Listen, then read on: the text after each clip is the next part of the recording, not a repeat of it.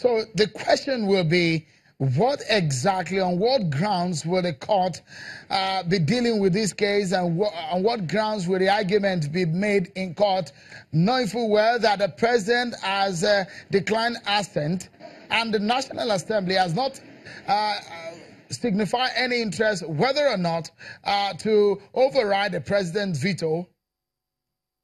Where, to be honest with you, in my opinion, the party accord that went to court, they are prejudicial. They went faster than they were supposed to. Because, you see, the thing is that when you pass a bill or a law and the president withholds his answer, he communicates to you. It is only when you have commenced the procedure for vetoing the president that somebody can approach the court to stop you from that act. But the president has merely responded, and they haven't said anything about it, and somebody has rushed to court, whom, in my opinion, does not, in fact, have the local standard, because this is a dispute between the National Assembly and the president. And in 2015, Supreme Court clear, even in the President Jonathan's case, that the Attorney General could not have even brought the matter before the court, because it is not a dispute between federal government and the National Assembly, but dispute between the National Assembly and the president. So the person to bring the matter to court is either the National Assembly or the President of the Federal Republic of Nigeria in this scenario. But you see, I am not seized with the fact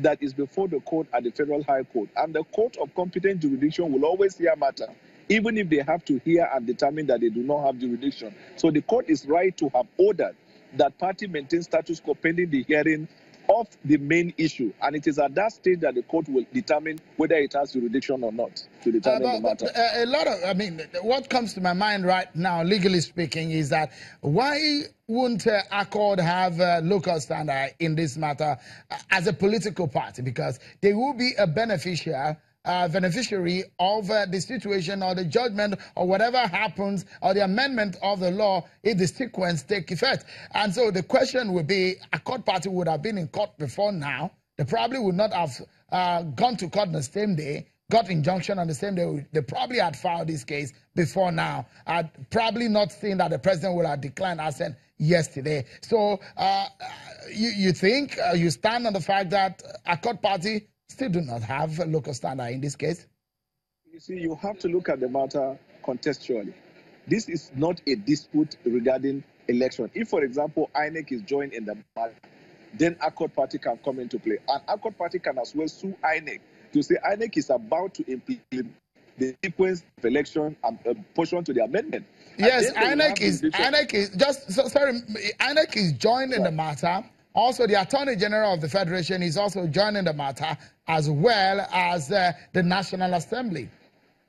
So in this case, then the proper forum, as far as this matter is concerned, should be the Federal High Court, because Section 251, subsection 1Q of the Constitution states that, subject to the provision of this Constitution, the Federal High Court shall have exclusive jurisdiction to determine matter regarding agencies and government as it relates to a matter that will affect the government of the Federation. So if INEC is joined, Attorney General is joined, this is a community of sports, then the Federal High Court can determine that. But if it is solely on the amendment and the dispute is because the president said no, in my opinion, well, I stand to be corrected, in my opinion, it is the Supreme Court pursuant to Section 232 of the Constitution, to the exclusion of all other courts, that will determine that matter.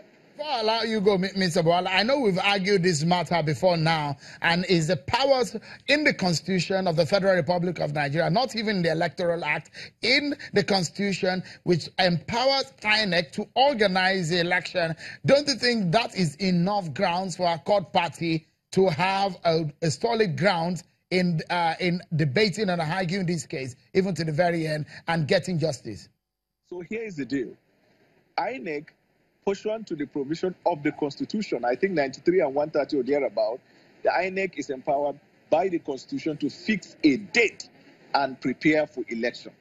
What the National Assembly has done, the amendment of Section 251, Mr. 25 of 1, they didn't touch the date.